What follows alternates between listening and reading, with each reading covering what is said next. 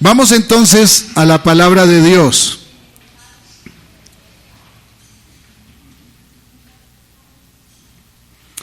Vamos a la palabra de Dios y habíamos visto esa primera parte del tema, esa paz que la aflicción no logra traspasar. Esa paz que la aflicción no logra romper. Hoy vamos a la segunda parte, no vamos a leer todo el texto que leímos antes porque es un poco extenso. Vamos a hacer un poco un resumen de lo que hemos hablado y luego vamos a un texto que nos oriente para continuar hoy. En la primera parte estuvimos hablando acerca de que hay fracturas en la relación de todo ser humano con Dios y también con los demás. Porque el pecado destrozó nuestra integridad espiritual y por eso la paz se nos hizo esquiva. Vamos a hablar un momento y vamos a ver entonces qué nos tiene el Señor hoy y cómo resumimos un poco lo que ya hemos visto. Señor, gracias por tu bondad, por tu misericordia. Gracias por tu amor. Gracias por ser tan misericordioso, tan amoroso y tan fiel con nosotros. Bendícenos a través de tu palabra y ayúdanos a ponerla por obra en el nombre de Jesús. Amén, amén.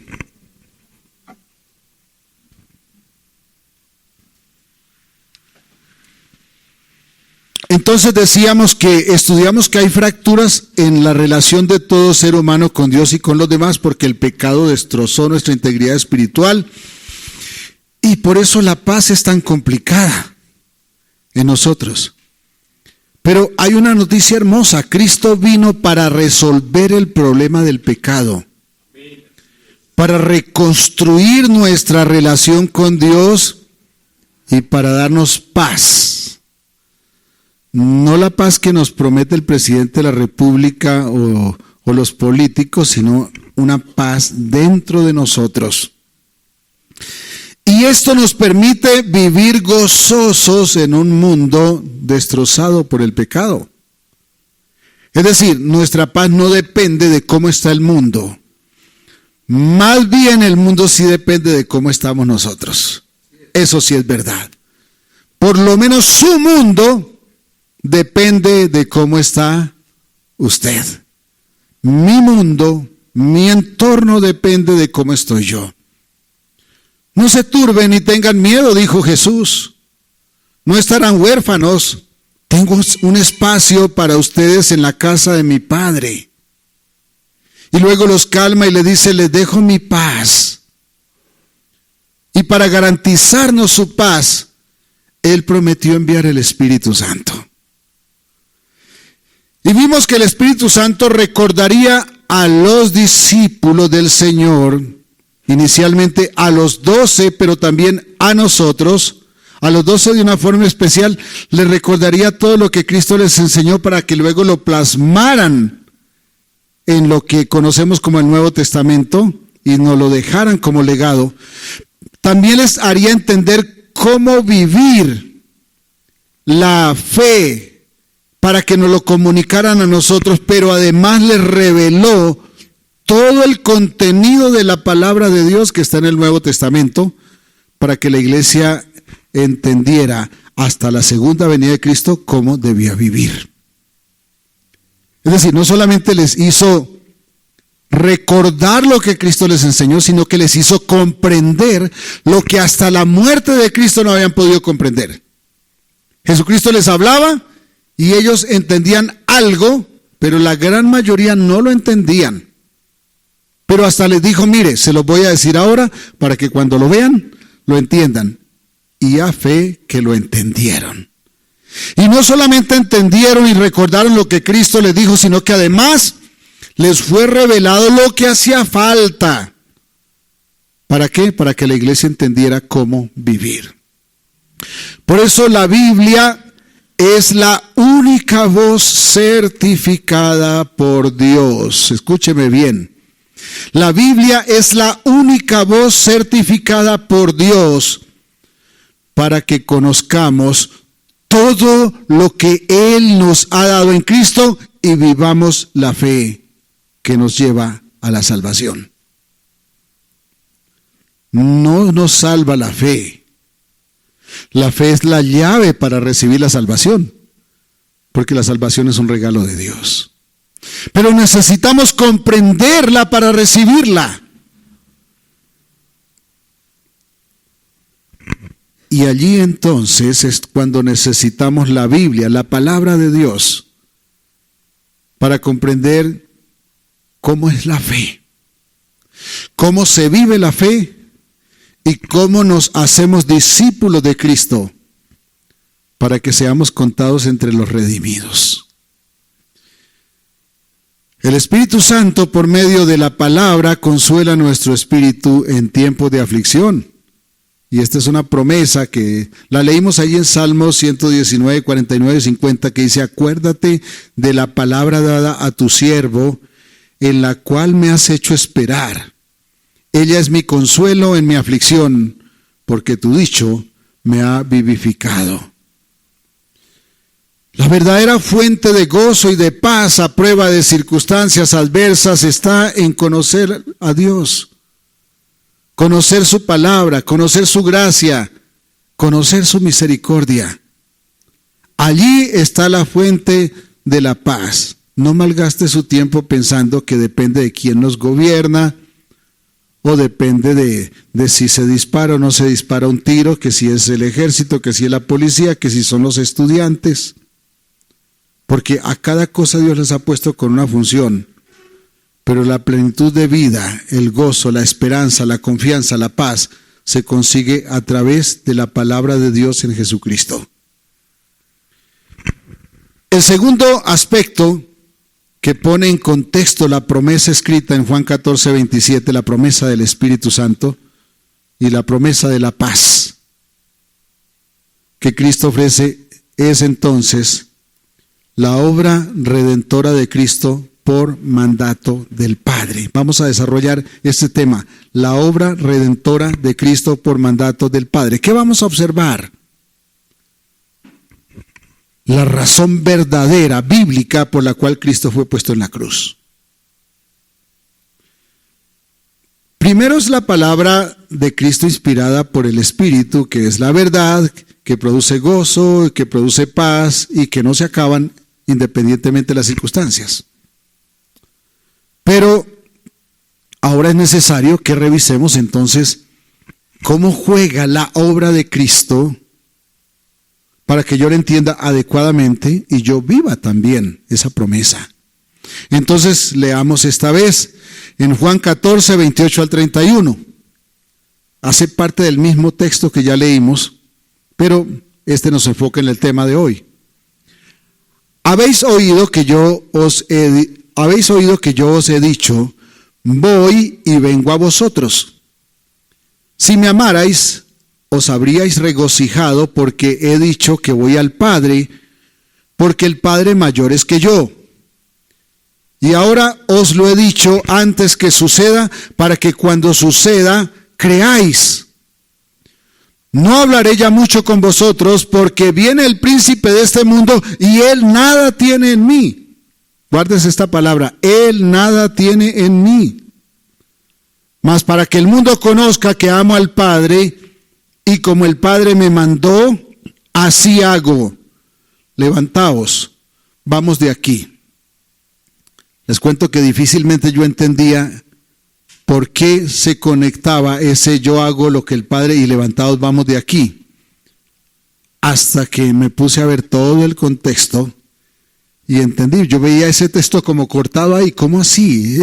Están hablando y de pronto dice levantaos, vámonos. No, es consecuencia de lo que acaba de decir y vamos a verlo.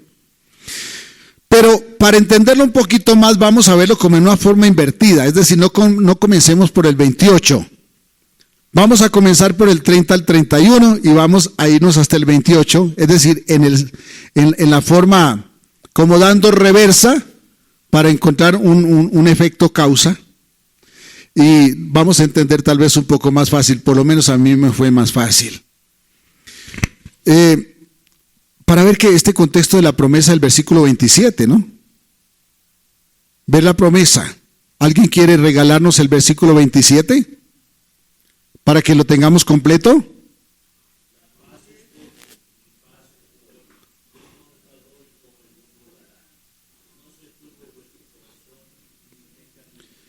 la paz os dejo, mi paz os doy. Yo no os la doy como el mundo la da. No se turbe vuestro corazón, ni tenga miedo. Qué promesa, ¿no? Bueno, ahora veamos entonces versículos 30 al 31. No hablaré ya mucho con vosotros, porque viene el príncipe de este mundo y él nada tiene en mí. Mas para que el mundo conozca que amo al Padre y como el Padre me mandó, así hago. Levantaos, vamos de aquí. ¿A dónde van? A Getsemaní. Al inicio del juicio y condena más injusto de la historia. Allí Cristo sería arrestado para ser juzgado, condenado y crucificado sin culpa. Y hemos escuchado hasta la saciedad, todo por amor de mí y de usted. Pero ahora vamos a decir algo que está escrito aquí, todo por mandato del Padre. Porque el Padre lo ordenó, porque Él lo mandó. Ya Satanás había entrado en el corazón de Judas para llevar a cabo la traición. Está en el capítulo 3, un poco atrás, un capítulo atrás. Y leamos el versículo 2 y la primera parte del 27 para que comprobemos que ya Satanás estaba en el corazón de Judas. Dice, y cuando cenaban, como el diablo ya había puesto en el corazón de Judas Iscariote, hijo de Simón, que le entregase. Aquí comprobamos que ya Satanás lo había influido para traicionarlo, ¿cierto? Versículo 27 dice, y después del bocado, Satanás entró en él. Después de esto, hermanos, después de este evento, cuando Satanás entró en el corazón de Judas, cuando Judas, entre comillas, determina traicionar a Cristo, vamos a ver qué es entre comillas, porque el determinador de estas cosas no es ni Judas ni el diablo. Hasta la crucifixión, desde ese momento hasta la crucifixión, el mundo vio cómo Satanás desplegaba su poder para hacer maldad. Claro que el mundo sí lo vio. Judas traicionó a su maestro.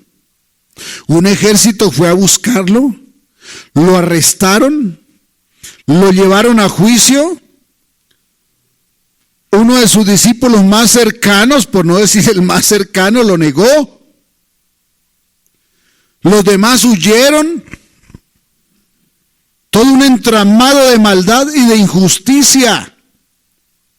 Y hablo de esto para que también por un momento usted, que tal vez recuerda continuamente las injusticias que siente que se han cometido contra usted, tenga una respuesta esta mañana.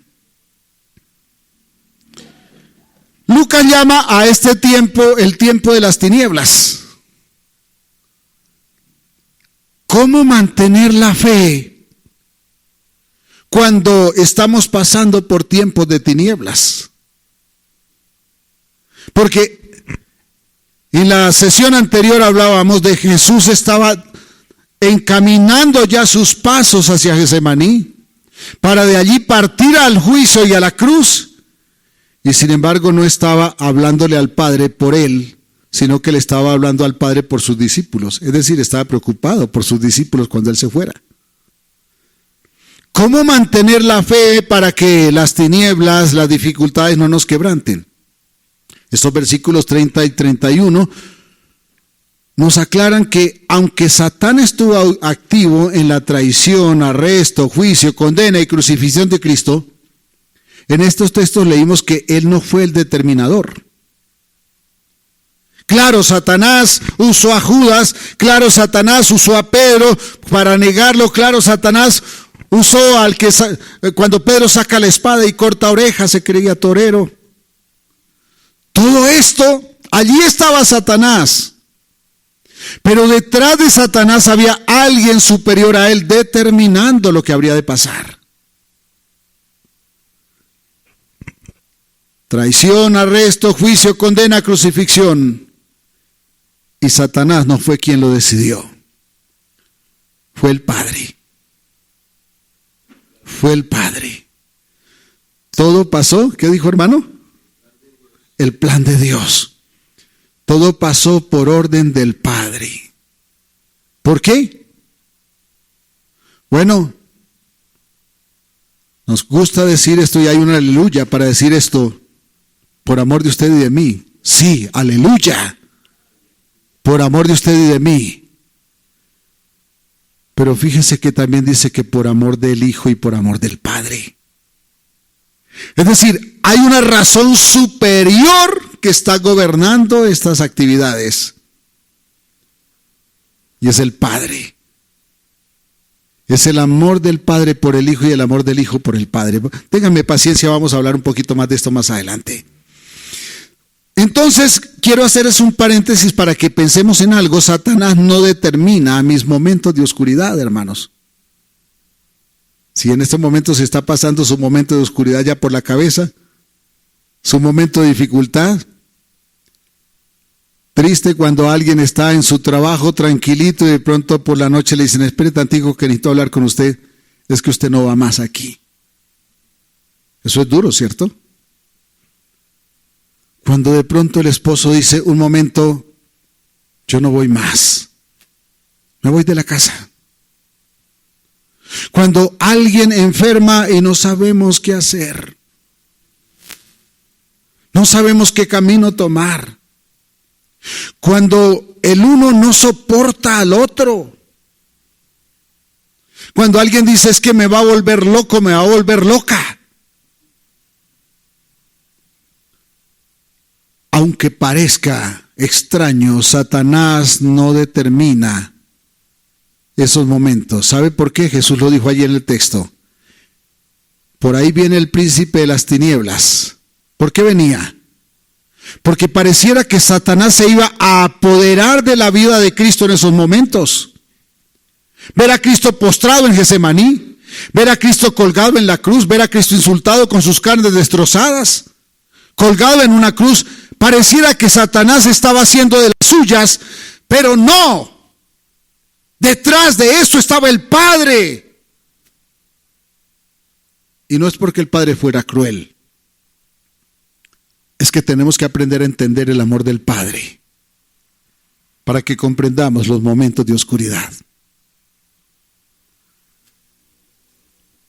Jesús dijo, voy a hablar un poco de tiempo con ustedes y luego ya no más, porque viene el príncipe de las tinieblas y él no tiene nada en mí. ¿Qué es lo que le quiero decir? Aunque usted esté pasando por la oscuridad, acuérdese de algo, si usted es un hijo de Dios, si usted es propiedad del Señor, Satanás no le dañará. Porque él no tiene nada que ver con usted. Él no tiene nada que ver conmigo cuando soy hijo de Dios. Aunque sienta que vive en las tinieblas, allí, más allá del dolor que Satanás le esté causando, porque él causa el dolor, claro. El dolor de Cristo lo causó el diablo, el dolor físico. El dolor más duro, más grande lo causó el Padre, que fue la espalda. Pero eso sí fue por causa suya y por causa mía. Eso no tuvo ninguna otra razón. Pero, aunque sintamos el dolor, aunque Satanás es el que inflige el dolor, detrás de Satanás hay alguien que está obrando y es Dios. Está obrando en su vida para forjar su carácter al carácter de Cristo. Satán no tiene argumento para acusarme porque Cristo llevó mi culpa y pagó la deuda por mis pecados en la cruz. Los argumentos se acabaron, hermanos. No hay razón para que yo me sienta hundido. Satanás puede ser quien le infligió a usted el peor dolor que haya sentido en su vida. Pero hay algo tras de esto. Es que Dios está obrando misericordia.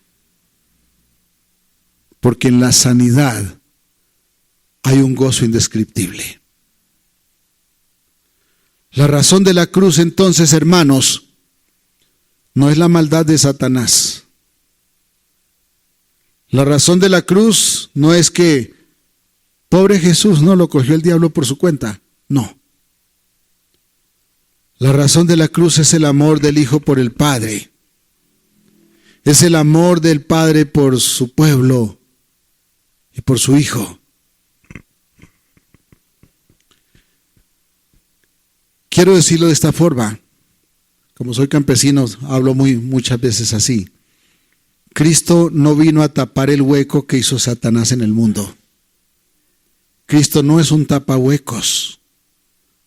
Él vino a cumplir el propósito y la orden del Padre. Aleluya.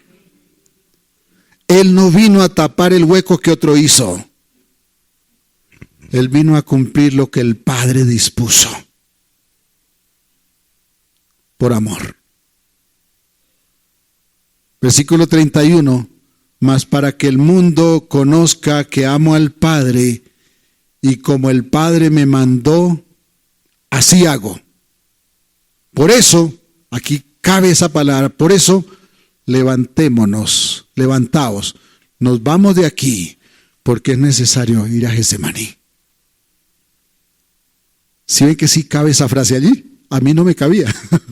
Yo siempre veía ahí la palabra cortada, porque no había entendido que Jesús estaba hablando de la voluntad del Padre. Estaba hablando del amor del Padre. Estaba hablando del propósito superior a las circunstancias, la obra de Dios. ¿Qué le mandó el Padre? El Padre le mandó redimir a su pueblo. Por eso Jesús debe apresurarse a ir para que se cumpla la voluntad del Padre. En Juan 13:1 dice, antes de la fiesta de la Pascua, sabiendo Jesús que su hora había llegado para que pasase de este mundo al Padre, como había amado a los suyos que estaban en el mundo, los amó hasta el fin.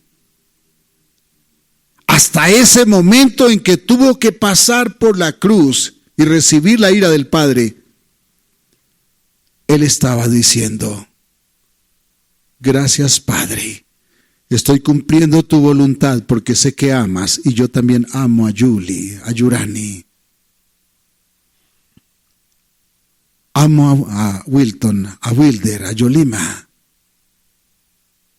Amo a Marlene, a Marleni.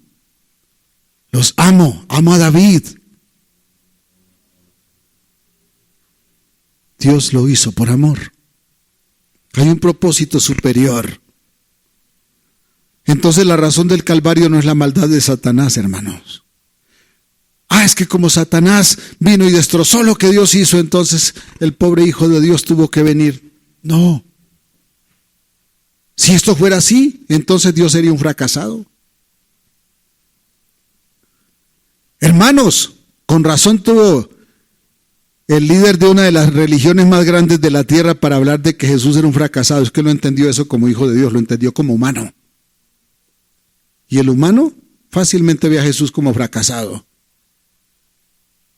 porque se olvida que el Padre es invencible, porque olvida que Dios está por encima de todos y de todo.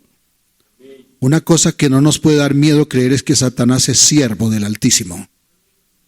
Satanás no anda como rueda suelta. Él sirve para los propósitos del Padre. Punto. Entonces la razón del Calvario no es la maldad de Satanás, es el amor del Hijo por el Padre y el amor del Padre por el Hijo. Por amor el Padre dio al Hijo un pueblo santo. Ese pueblo que somos usted y yo, hermanos, es el trofeo de la victoria del Hijo sobre el mal como hombre. Victoria para darnos la victoria a usted y a mí, para vencer el pecado. Cristo no fue al Calvario porque le tocó. Cristo fue al Calvario por amor. ¿Por qué en la dificultad creemos que el diablo nos ha tomado por su cuenta? ¿A usted le ha pasado? Porque a mí sí. Es que no salgo de una cuando caigo en la otra. Es que se me vino todo el mundo encima. ¿Le ha pasado? Quédese con esta frase. Satanás no tiene nada con los hijos de Dios. Dios tiene todo que ver con nosotros en cualquier circunstancia que estemos viviendo. La razón de los tiempos oscuros no es Satanás, sigue siendo el amor de Dios. Es Él trabajando en nuestra santificación. Sí, ese regalo parece empacado en un papel muy extraño, ¿cierto? No nos gusta. Lo primero que corremos a decirles al Padre, ¿por qué? ¿Por qué a mí? Si yo fui el domingo a la iglesia. ¿Por qué? Y Él es tan paciente que nos dice, hijo, por amor. Porque te amo. Porque te amo. Sigue siendo por amor. Es el amor de Dios. Quiero aclarar una cosa, hermanos. No es cierto que Dios está con nosotros a pesar de las circunstancias. ¿Le han dicho eso a usted? Yo tuve que aprender eso. Lo repito para que no me vayan a juzgar en esto que voy a decir, antes de decir completo. No es cierto que Dios está con nosotros a pesar de las circunstancias. Dios está activo en las circunstancias. Es decir, Dios no corrió a mis circunstancias a darme la mano, sino que Él gobierna la circunstancia porque tiene un propósito en las circunstancias. Dios no está salvándome la vida donde no. Dios sigue en su trono. Dios es el que gobierna. Así que la circunstancia sirve a un propósito supremo de Dios para usted y para mí. ¿Para qué? Para hacernos santos, porque Él es santo. Movido por ese amor, entonces Jesús explica todo paso a paso a sus discípulos. ¿Para qué les explica? Bueno, versículo 29, ahora sí vamos al 29. ¿Por qué les explica Jesús todas estas cosas? Para que cuando suceda, crean. Jesús les da toda esta explicación antes de que ocurriera, para que cuando ocurriera, la fe de ellos se fortaleciera. ¿Sabe cuándo se fortalece la fe de uno? Cuando uno entiende. Cuando los discípulos vieron que se cumplió lo que Jesús dijo, entonces entendieron. Eso pasó cuando vino el Espíritu Santo. Lo entendieron todo, hermanos. No había ya nada oculto entre su maestro y ellos. Curiosamente, aunque físicamente ya no estaba su maestro, entendieron todo de su maestro. Y hablaron como nunca habían hablado, porque el Espíritu Santo les reveló todo acerca de su maestro. Hermanos, cuando no entendemos las cosas, ¿sabe qué falta? El Espíritu Santo. Falta el Espíritu Santo, porque el Espíritu Santo nos recordará todas las cosas. ¿No le ha pasado a usted que de pronto se siente atribulado, agarra la Biblia, lee un texto y entiende lo que nunca había entendido? Ahí está el Espíritu Santo. Ahí está el Espíritu Santo. ¿Por qué explicarlo entonces? Para fortalecer su fe. Ellos necesitaban entender el propósito del Señor para entender la paz que Cristo ofrece. Hermanos, no hay paz si no entendemos el propósito de Dios. ¿Cuándo se desespera uno? Cuando le duele la muela y no entiende por qué, ¿cierto? ¿Por qué me duele si está calzada? Pero cuando uno entiende, era por eso. ¿Sabe por qué? Porque cuando uno entiende se remedian las circunstancias. Cuando uno entiende se arreglan las cosas. ¿Qué necesitamos? Entender. Por eso me gusta mucho compartir el Salmo 119, porque insistentemente el salmista dice, lo que yo necesito es conocer a Dios. Si yo conociera a Dios, en vez de estarme echando tierra por la cabeza para señalar mi luto, estaría contando sus maravillas. Hermoso. Desde ahora os lo digo, antes que suceda, para que cuando suceda creáis que yo soy. Jesús habla de la traición de Judas. Juan menciona 7 veces la expresión yo soy en el Evangelio. Y en todas esta expresión yo soy hace exactamente referencia a la expresión yo soy que está en Éxodo 3:14. Cuando Moisés le dice al Señor, bueno, ¿y yo con qué cuento le voy a ir a los israelitas? Les voy a decir que me mandó ¿quién? Y le dice el Señor, no tiene que decir nada, no tiene que inventar historias. Dígales que yo soy, lo mandó. Dígale que el que es. Ese yo soy, la traducción más entendible a nuestro entender, porque es que Dios no nos cabe en la cabeza ninguno. Pero la traducción más entendible para nosotros es el eterno, el que es. Ese es el que está hablando. Se los digo antes de que pase, para que cuando pasen entiendan que yo soy. ¿Qué está diciendo Jesús? Sí, Judas me va a traicionar. Sí, voy a pasar por la cruz. Sí, me les voy a ausentar, pero yo soy. Así que no están huérfanos. Les envío el Espíritu Santo para que tengan mi paz. Porque Él les recordará todo lo que se les olvide. Él les hará entender lo que no entienden. Y Él los consolará. El consuelo es el resultado de entender, hermanos. Cuando entendemos ya no hay queja, hay fortaleza. Y eso en buen cristiano se llama ¿cómo? Fe. Esa sí es la fe. Podemos confiar en Dios, hermanos.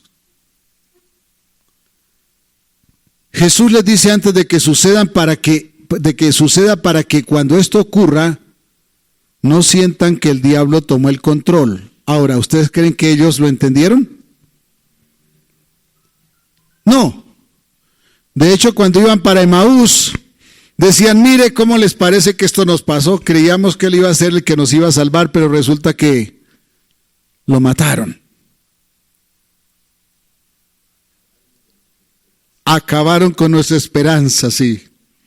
Pero cuando vino el Espíritu Santo, lo entendieron. Por eso insisto, ¿está usted afligido? ¿Estamos afligidos? ¿Qué hace falta? El Espíritu Santo. Si conociéramos a Dios, en vez de lamentarnos, estaríamos contando sus maravillas. Amén. Jesús insiste en que Satanás no es la razón de los momentos oscuros que él iba a vivir. No es la razón de los tiempos oscuros de los escogidos. Satanás no tiene nada que ver con los escogidos. Dios es el dueño de su iglesia. Él está sentado en el trono y Él sigue allí. Podemos confiar en Dios, hermanos, aunque parezca que el diablo ha asumido el control. Dios tiene todo bajo control porque Él está en su trono. Él nos provee gozo en medio de las aflicciones. Ahora veamos el versículo 28. Ya vimos el 29, ¿no? Estamos invertidos. 30, 31, 29, ahora 28. Habéis oído que yo os he dicho, voy y vengo a vosotros. Si me amarais, os habríais regocijado, porque he dicho que voy al Padre, porque el Padre mayor es que yo. Cuando Cristo se hizo hombre, no dejó de ser Dios, pero se sometió voluntariamente a la voluntad del Padre, hermanos. Se sujetó en obediencia, forjada en sufrimiento, como un siervo incondicional del Padre. Por eso en toda su vida terrenal dijo, el Padre es mayor que yo. Y se sometió como quien es menor. Cubrió su gloria divina tras el velo de su humanidad para hacerse maldición en su cuerpo y morir en nuestro lugar. Repito, cubrió su gloria divina tras el velo de su humanidad. ¿Para qué? Para poder hacerse maldición en su cuerpo y morir en su lugar y en el mío. A eso se refiere Pablo en Filipenses 2 cuando dice que Jesús no estimó el ser igual a Dios. Dice Pablo en Filipenses 2, 5 al 8, haya pues en vosotros este sentir que hubo también en Cristo Jesús, el cual siendo en forma de Dios no estimó el ser igual a Dios como cosa que aferrarse, sino que se despojó a sí mismo, tomando forma de siervo, hecho semejante a los hombres. ¿Sí ve que está hablando de semejante a los hombres para poder ser siervo? Y estando en la condición de hombre, se humilló a sí mismo, haciéndose obediente hasta la muerte y muerte de cruz. Quede claro, hermanos, que ese estado de humillación, sin embargo, termina cuando Él regresa al Padre tras la resurrección. Cuando Jesucristo es alzado al cielo, hermanos, Él no tiene que llegar allá a tocar la puerta para que le abran el cielo. Los cielos se abrieron por sí solos porque alguien había vencido. Y cuando llega el vencedor, la puerta se abre de par en par y el Padre le dice, siéntate a mi diestra, hasta que ponga a todos tus enemigos por estrado de tus pies.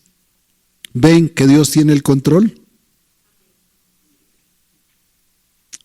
Por eso entonces le dice a sus discípulos, si ustedes me amaran, se regocijarían, porque regreso al Padre, que es mayor que yo. ¿Por qué? Porque su condición de menor termina con la resurrección. Es lo mismo que dice en Juan 17. Juan 17:5 dice, ahora pues, Padre, glorifícame tú al lado tuyo con aquella gloria que tuve contigo antes que el mundo fuese. Regresar al Padre, hermanos, era recuperar la gloria que había cubierto tras el velo de la encarnación, por amor, por salvarnos. Por eso debían alegrarse de que Él volviera al Padre. Eso debía opacar la tristeza de la separación. A veces cuando vemos nuestra humanidad nos sentimos huérfanos, porque no le amamos suficiente para entender que la oscuridad momentánea solo revela nuestra humanidad, que debe ser transformada a la imagen del Salvador. Hermanos, la aflicción que está pasando está revelando su humanidad, la humanidad que debe ser transformada. Y la única forma de ser transformada es el molino. No existe otra forma que no sea el sacrificio. Por eso nos dolemos. ¿Saben?